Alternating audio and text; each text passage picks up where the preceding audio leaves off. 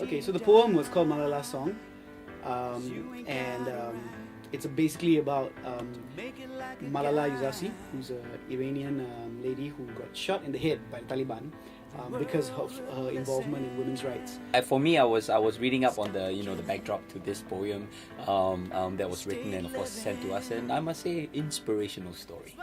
I think one of the words that kind of stood out when we read the poem was put a bullet in your head, and as soon as those kind of lines start coming and you think about the whole mood of the song, it does have a certain emotion to it, as a certain anger, if I might say, but not entirely angry, but just telling people what her story is, and definitely it straight away the melodies and stuff were just completely based on that feel. Nothing too happy, nothing too folky or bouncy. You don't get shot and think non-serious thoughts about that, right? It's a serious song. I think mix-wise and arrangement-wise, from my point of view, you would expect to hear something very personal and very heartfelt.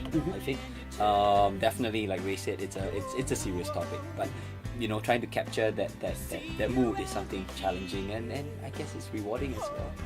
I think if people want to take up songwriting or poetry, I think it's important for them to allow themselves to be inspired, to just sort of break out of this everyday regime that we put ourselves through, trying to scrape a living. I mean, just to feel things around you and to take lessons that you learn and reflect and write it back in terms of poems or songs.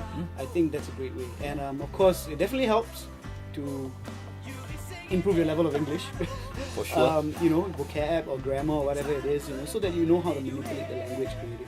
I think that's one of the first steps to being a good poet or songwriter. Yeah, I think the first step is just write. Don't be shy. I speak for myself.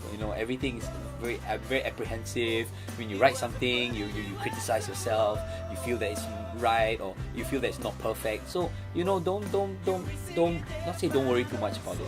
Let the juices flow. It will never be perfect the first or second pass, but once you do it more, you get better at it. So I think don't be shy. Keep an open mind.